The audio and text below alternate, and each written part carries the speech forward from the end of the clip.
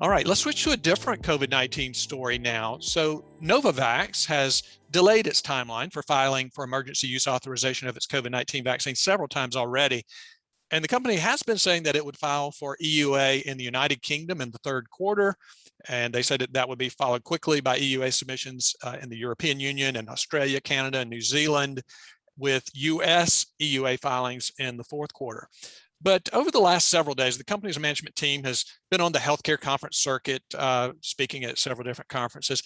It sounds like Novavax is waffling some on the timing of those filings. Do you think there will be yet another delay for Novavax here?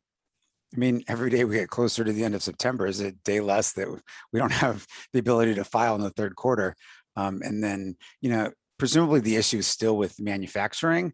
At this point, I'm not sure a month or two really matters all that much.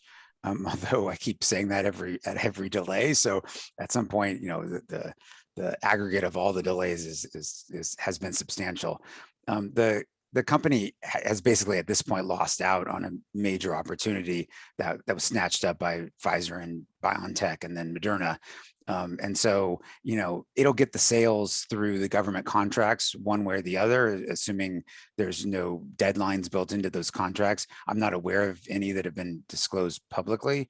There could be deadlines at some point, or they could, governments could, come back and say, well, you're not living up to your end of the bargain, and so we're canceling the contract. But hopefully Novavax gets this done fairly quickly. At this point, I think the company and its investors, and I'm a shareholder, so that includes me, are really just hoping for annual boosters. Like every other COVID-19 vaccine maker, but it's got to get its act together and get this manufacturing situation set up so that it can get the emergency use authorization, so that it can collect that cash for giving the governments what they've ordered.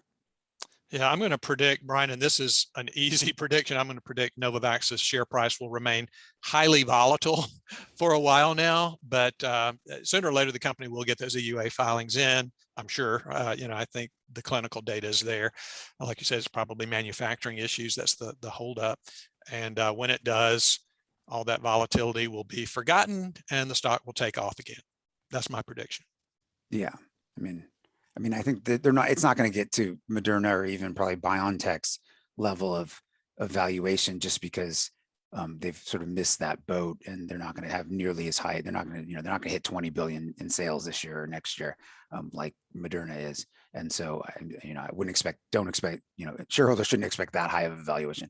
But I feel like there's definitely potential for it to go higher than the maybe 17 billion that it's at market cap right now.